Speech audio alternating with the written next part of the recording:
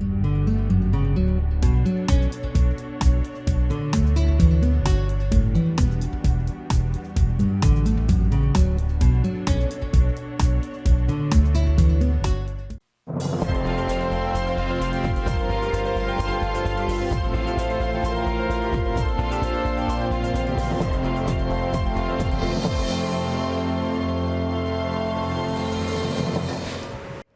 and welcome to another episode of the Veterans Corner. My name is Chuck Wooden. I'm joined by my co-host, which is now / guest. There we go. Donna Dognin. For those that don't watch the show, we're usually the co-hosts here, but today we got Donna back. Co-host and guest. Yeah, co-host and guest. Donna's been on this show almost as many times as I have. Yeah. Giving updates for the Veterans Strong Community Center.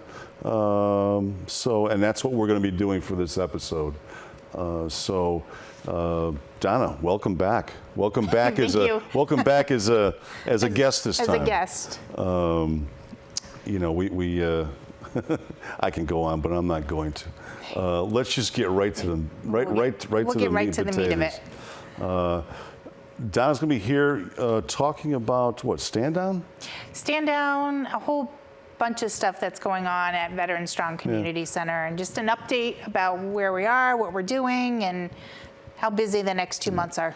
You have so much going on, always, constantly, and that's why we like to do this every now and then to give updates on the center. Yep.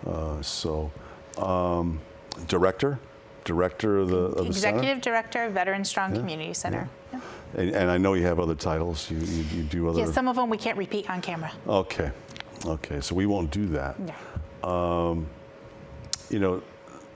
Some of the upcoming events that you want to talk about. I mean, obviously, Stand Down. Can you tell us a little bit about what's going on with Stand Down? Yeah, so if you were watching our last episode, we had Commissioner Tom Sadi with the Connecticut Department of Veterans Affairs on talking about Stand Down. Stand Down is this resource, information, service provider fair for veterans, service members, National Guard, Army Reserve, anyone serving currently in the military, not just veterans who are completely discharged from service. They can come to Stand Down and get access to Department of Veterans Affairs service officers. They can get access to big VA healthcare, which are, for those in Connecticut, it's Newington and West Haven, to kind of give you an idea of the differences between the two agencies. We also have homeless outreach team from the VA will be there. Various local organizations, American Legion people will be there. VFW will be there. Healing Hoofbeats will be there. The whole idea of that day is to bring all those resources into the community so the veterans can access them easier and get the information that they need for assistance. This year, Stand Down is following a regional footprint, and so Bristol is hosting one. I am a site coordinator, and we are going to be at the Bristol Sports Armory. So for those of you that have been around the block a while, that's the old National Guard Armory on Center Street. And that is on Friday, September 23rd from 8 a.m. until 2 p.m. And there's all kinds of information and resources that people really need to come out, hint, and take advantage of. And we do have, I know some people might be saying the Armory not handicapped accessible. It has been refurbished, and now it's a sports center. A sports center for kids. They did make it ADA accessible. I couldn't think of the word for a moment. So there is a lift outside, so people don't need to worry about gaining access to the drill floor to come in. At one time, obviously, when it was built, it wasn't ADA certified. No, it was National Guard. I don't think it needed to be at that time. But I haven't been in there since they redid it. Have you been in there? I have. I've gone to a couple of community events there. My kids did some sporting events there over the years. But the drill floor looks amazing. It looks really, really good. They did a good job rehabbing that part of the building. I don't think they've touched anything else, but. And for those that missed the hint, that was directed toward me. I will be there this time. But you're also, the other 4 locations is Rocky Hill, Yep. Rally Point down in Norwich, Danbury, and also in Bridgeport. Yes. Yep. And we'll put all that information up again, and it's on the Veteran Strong Facebook page, website. It's everywhere. If you have a business and you want to put a poster up, I think I might even have a poster or 2 left we can put up for you. And well, while we're on stand down, and one thing we didn't get to touch base with the commissioner was volunteers. Yes. If you happen to want to come out and volunteer that day, I'm hoping this will get aired in time, but we'll definitely put information up. You can come out and volunteer, and maybe if you don't have an opportunity to volunteer this year, get your name on the list to volunteer for next year. It's even coming as a volunteer. It's a very worthwhile event and rewarding. Kind of rewarding. So definitely come and check it out for if you need to volunteer for something. But that starts my busy weekend. Yeah. Well, you're always busy. Oh, wait till I tell you the whole schedule for that weekend. So that starts Friday morning at 8 o'clock on the 23rd. Yeah. Then that night, we move to Mum Festival. And if you're from Bristol, Mum Festival is the Bristol area. Yeah, it's a staple. It's a tradition. It's I don't know what the correct word, but it's like everyone comes to Mum Festival. Rich in tradition.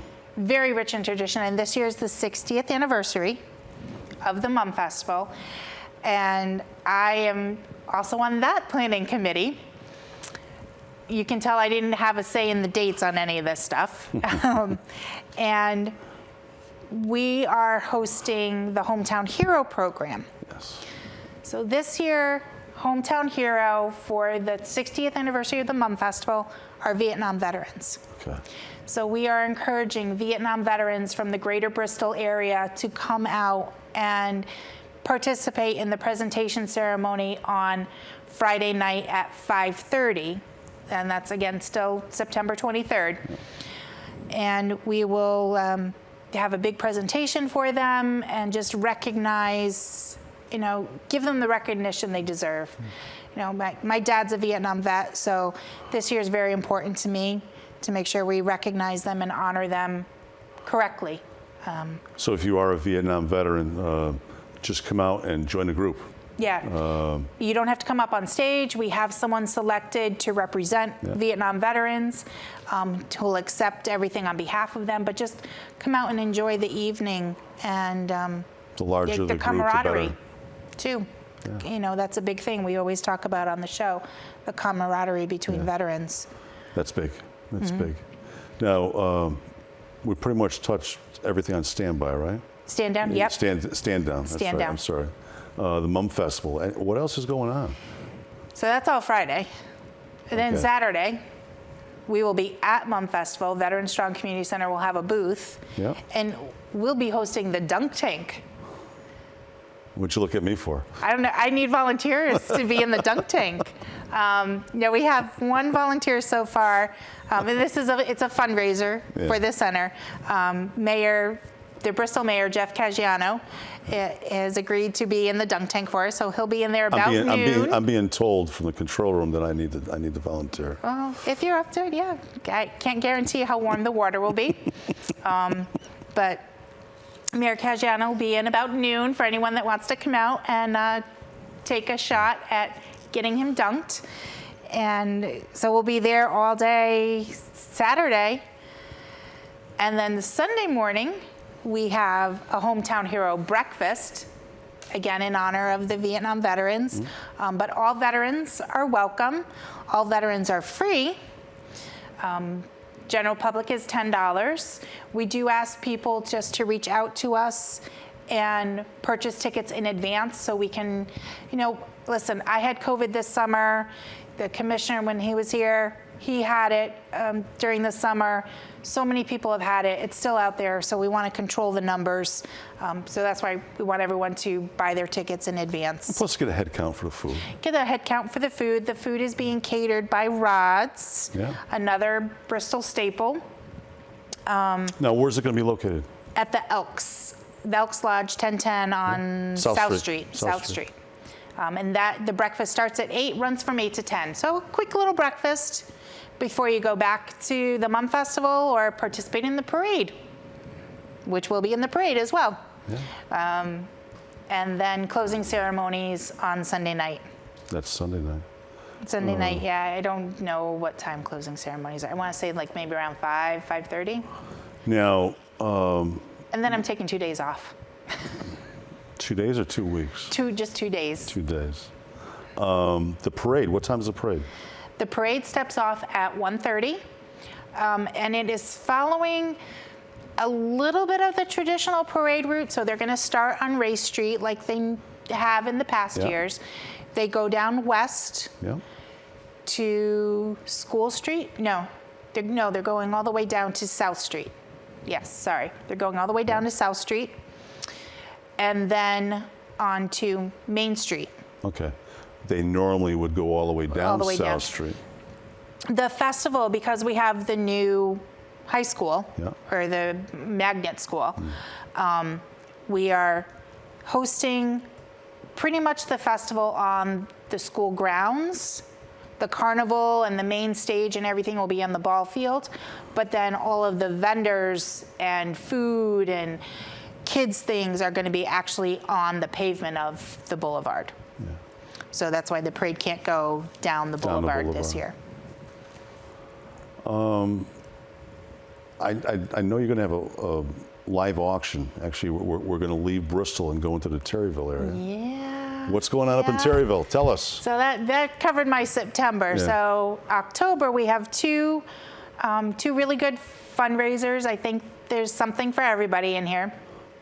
So on October 15th, Terryville Congregational Church actually approached us 2 years ago to do a fundraiser for Veteran Strong Community Center. And again, COVID threw its monkey wrench into the works. So we are now finally getting to have our fundraiser with them. And it is a live auction and fall festival. So we're going to have a live auction portion of the day, but then also we have all kinds of vendors and food booths to give it more of a fall festival feel. Yep. It's going to be right on the church grounds, and live entertainment as well. And we're going to start the day off with Post 20 is helping with some military honors to start the day off. For those that don't know, Post 20 is the American Legion right on Route 6 in Terryville. Now, the Congregational Church, is that the one at the top of the hill? No, the Congregational Church is the one just 2 buildings away left-hand from side. the post. Yep, Yeah. across the street from the library. Yeah. So if you're familiar with Terryville and you know where the Lock Museum is and the library, that's the white church right across the street. And once again, that's October 15th, October 15th starts at 10 a.m. 10 a.m.? 10 a.m. Yep. I'm So, double checking my cheat sheet. Yeah. Oh, I only did September on my cheat sheet, but yeah, 10 a.m. For those that want to have a very enjoyable day, it's a great way to spend Yeah. spend the day down. I mean, obviously, great cause, benefits the center. Yeah, and the fundraisers are important to us. I was thinking about this on the ride over here tonight, and our operational budget is covered less than 50% by the partnership I have with the 7 communities. So the other 50+% we have to fill in by doing fundraisers or writing grants or just getting donations from the general public. So fundraisers are a huge part of having a nonprofit. Yeah. Well, it's how they survive. Yeah, that's it. I mean, without the public and participating in the fundraisers, may it be, your center, the VSOs, the Veteran Yeah, Service organizations like the Legion, the VFW, DAV, and there's actually so many other organizations out there. Oh yeah, I mean everywhere you turn, there's nonprofits, but you find a cause that you're passionate about and stick to it, and that's what we rely on. You know, there's you also have. I'm looking at this. Whiskey for Warriors fundraising, and liquor tasting at the DoubleTree. Yes. Tell us about that one. So that one. So last year we celebrated our 5th anniversary. We had our 5th birthday party, and we had such a good time, and it was so enjoyable that we said we need to do something like this every year. So this year it is a whiskey tasting, and we talked with our vendor, and we're going to actually do whiskey and some other liquors. And Whiskey for Warriors was born. It's $60 a person. As Chuck said, it's at the Bristol DoubleTree Hotel, Saturday, October 22nd. There'll be live entertainment, a full buffet dinner, raffles, plus the tasting, plus there'll be cash bar for people that don't like any of the harder liquors or whiskey, so they can have wine, soda, and just come out and have fun. And that's there's not going to be any speeches. There's not going to be any, no pomp and circumstance. It's just good old come out and taste some whiskey or bourbon or whatever your heart's desire is, and have some fun. Sipping, of course. Sipping, yes. We're going to sip it. Now, live entertainment. Do you know who's going to be there? We have a DJ. DJ? We have a DJ who's going to be interactive with everyone, though, and do some games and make it fun for everybody. You know, there's so much here. I mean, we touched a little bit on all this, but I mean, since we talked about this, let's talk about what's going on at the center. I know every time I try to call you, I know you're always busy. It is. Always busy. It is busy. Nonstop. You and Amy, is Amy still down with you? Yeah, Amy, when she can be there, she's there. I don't remember the last time we were on, were we already moved out of City Hall? Yes. Okay, so we're still at the Bristol Senior Center. We still ask people to call and make an appointment, and that really is, you and I, we've talked to have this conversation, confidentiality. Yeah. There's nothing worse than me trying to counsel and talk to a veteran or a family member and have other people walking in. So our space is just very small. So that's why we ask everyone to just do the, make an appointment or call before you come. And I lost my train of thought. Especially where you are right now. Yeah, because being in the senior center. It's a temporary spot, and there's really no private rooms in your area. There's an entrance room and then the back room. Yeah, there's no door. I mean, there's the main door from the hallway, but there's no privacy. door. There's no privacy. Yeah. So really to ensure it, that's why we do the by appointment only. And I know some people get frustrated with that, but we're making do with what we have. For now. How long is the City Hall supposed to be down for? Probably about at least another year to year and a half. Have you driven by lately? You know what? There's no walls. You don't pay anywhere. You don't pay attention. Yeah. There's no walls. You got the big fence around it. I know they took all the windows out. Yeah, and even you can look in through the windows, and there's no walls inside. So they completely gutted it. There's still a lot to go. Now, how many veterans are actually taking advantage of the services?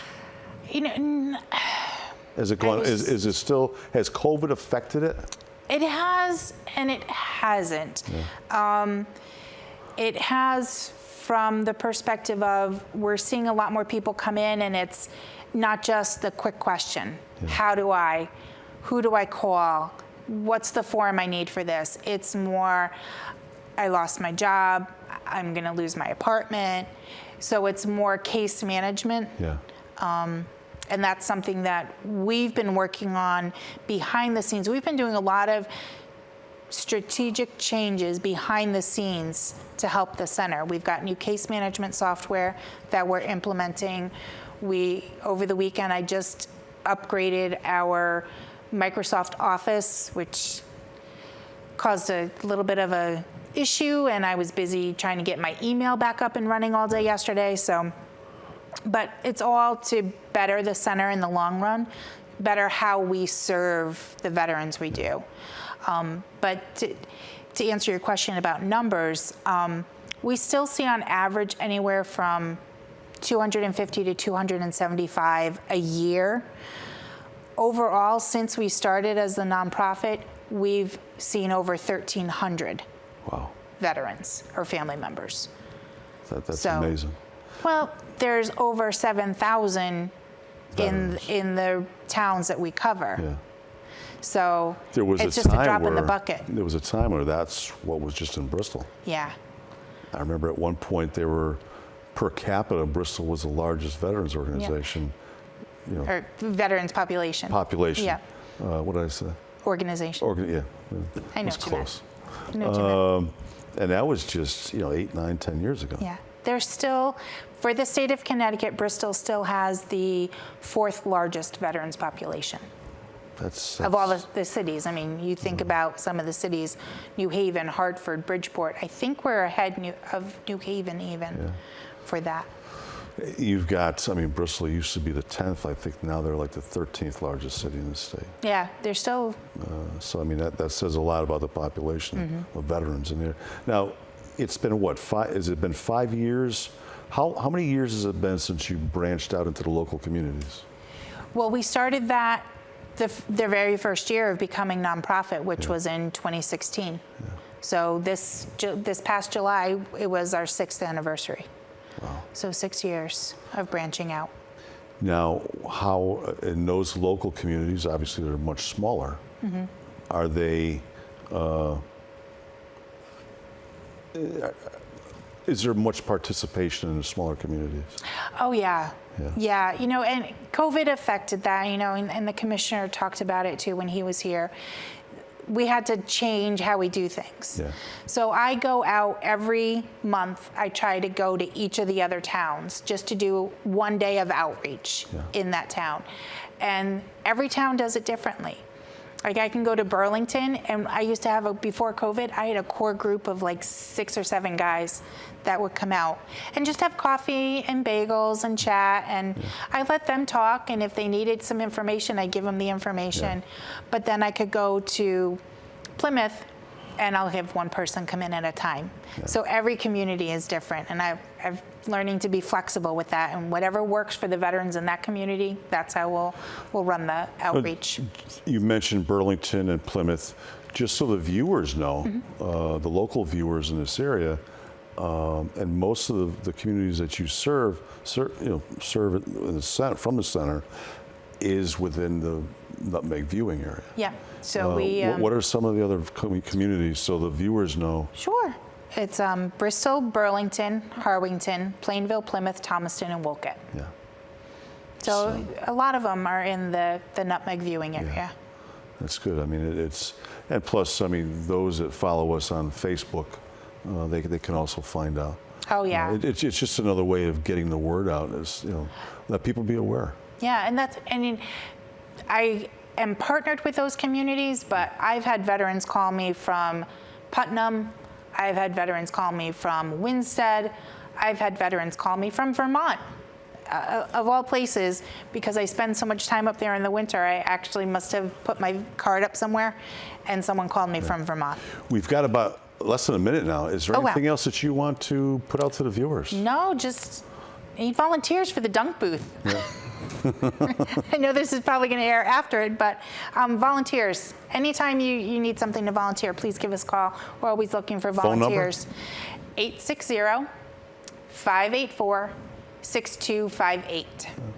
Now, how about a website? The website is www.vetstronginc.org. .org. Make sure it's org. Obviously, we all make that mistake. And we're on Facebook. We've got a very active Facebook page. Yeah. That's good. Well, Donna, it was great to have you back as a guest. And it's been an honor to have you, Thank you. sitting up here as a co-host also. Thank you. Thank you. So, every now and then we're going to do this to make sure that you can get the word out of what's going on at the center. Thank you very much. Obviously, it benefits all. Yes. So It does. That's what we're here for. with that being said, one thing real fast, the last show I did it, the VFW Post 254 out of Hartford was very generous to help us out with the next batch of mugs. So we are going to obviously be marking them down as a sponsor, and we thank them dearly for their generosity for helping us out. We give all of our guests Veterans Corner mugs. So with that being said, that's all the time we have. I want to thank the viewers for watching. That's it for now. Good night from the Veterans Corner. Good night.